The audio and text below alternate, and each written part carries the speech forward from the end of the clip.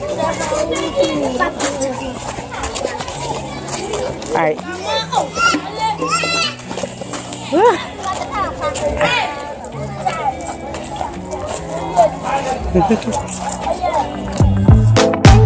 New African girl talk.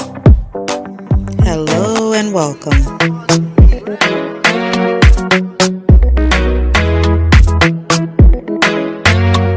Hello guys, and welcome back to my channel. This is Miss Dark and Lovely. If it's your first time on my channel today, welcome. And to my current subscribers, thank you so much for keeping up with our channel. So guys, if it's your first time here, at this moment it's all about moving to Ghana. My family and I moved to Ghana last summer 2021. We've been here for about 6 months now, and it's just been a lot to take on, a lot to learn. It's been an adventure. So in today's video though, I wanted to talk to you guys about a hidden cost with Ghana education system that some of you may or may not be aware of. I know some of you are looking at me like, what hidden cost? So I'm going to talk about that in a second. Let's get into this video.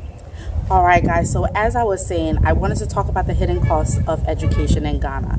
Now, when we moved here, we have 3 kids. 2 are currently enrolled in school, and so I kind of know how the school system goes a little bit now. So we recently moved, and I needed to enroll the kids in a new school. I initially planned to enroll all 3 of them, but decided to just stick with the first 2 just to see how things go. And so with a new enrollment, this school was a lot more expensive than the previous school, and their requirements was a little bit more extensive. So when I say hidden costs, in Ghana, most schools require you to buy extra items, what I guess we would consider in the US as school supplies. But the school supply list here is very extensive. I mean, it almost feels like you're buying everything, you're paying for everything. My daughter, she went to kindergarten in the US before we moved down here, and she started first grade over here. I remember her kindergarten list, school supply list. It was not that many things, just the usual pencil, eraser, sharpener. That was about it.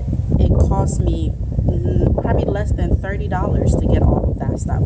But since we moved to Ghana, I realized that the list is extensive. And I mean extensive in a sense that there's so many things on the list, you kind of question, do they really need all of this stuff?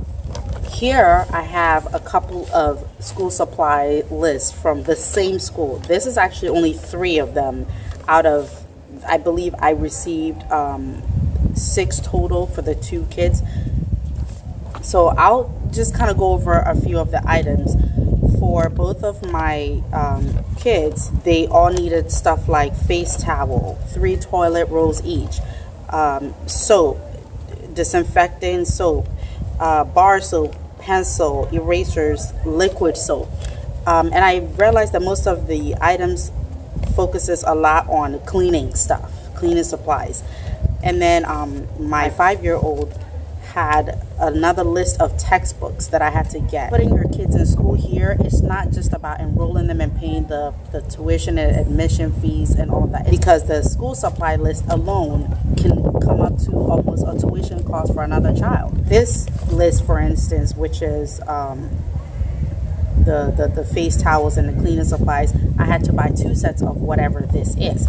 And on top of that, like the disinfectant soap, they want the bigger size. So for example, they wanted each kid to bring in 2 Dettol. Dettol is basically a disinfectant soap, and they wanted the large size of that. And the last time I bought Dettol, the largest size was 50 cedis. So that would be 100 cedis per kid. And then I have another list of books that my daughter needs. One list has 13 books, the other list has 10 books. And I had no idea how much these books cost. I haven't been in school in Ghana in 20 plus years, and a lot has changed, so I didn't assume I knew the prices of anything. But we went to the store, we looked at the prices, and out of the list of all the books that I had, I was only able to get 3, and each book cost at least 20 cedis or 25 cedis. So all 3 total came up to 65 cedis. So imagine having to buy 23 sets of books at 20 cedis a piece or even 25 cedis a piece. That's a lot of money in terms of the cedis. So this is just 3 lists that I'm going over here, just 3 lists.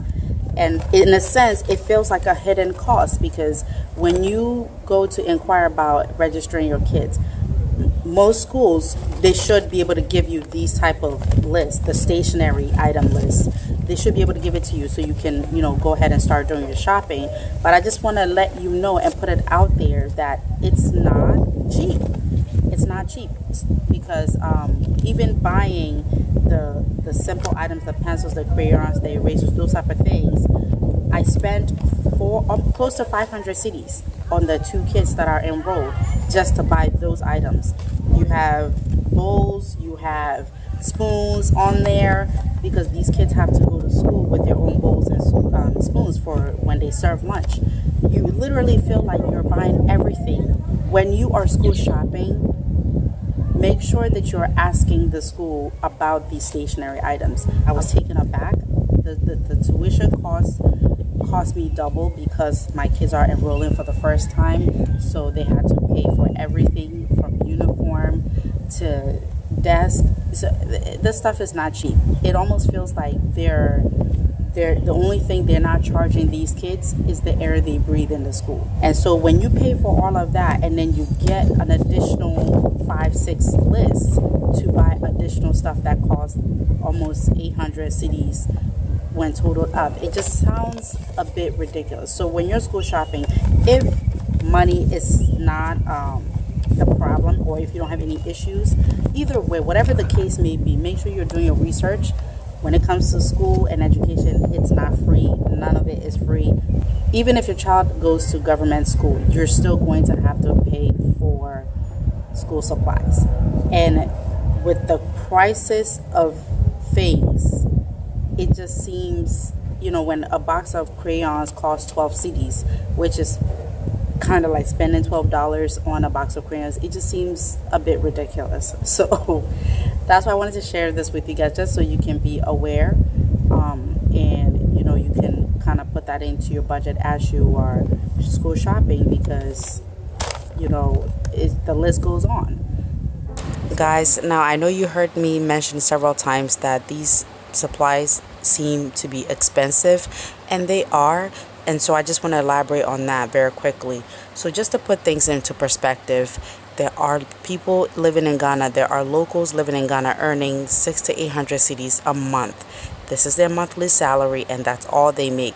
So imagine if you're a parent earning this amount and spending close to 500 cedis on multiple kids just on supplies alone, and not including tuition, uniforms, whatever the case may be. So in that case, that is pretty expensive, because that's a very big portion of your income for just that month. I mentioned the example of the crayons costing 12 cedis. So for instance, in Ghana, 12 cedis is enough to buy someone breakfast and even lunch if they're budgeting wisely. So to spend just 12 cedis on just a small box of crayons, it really just seems ridiculous. But if you convert the prices of these items into dollars, or even some of these other foreign currencies, it's definitely 99% of the time going to look cheap. However, if you live in Ghana and you're earning cedis and your only income is in cedis, it won't seem that way. So anyway, thank you guys for watching this video. I do appreciate you for keeping up with my channel. And if you've had any experience with school shopping for supplies in Ghana, what are your thoughts on it? So any comments, any questions, leave it below. And as always, be kind to yourself, be kind to others, and we will see you in the next video. Bye.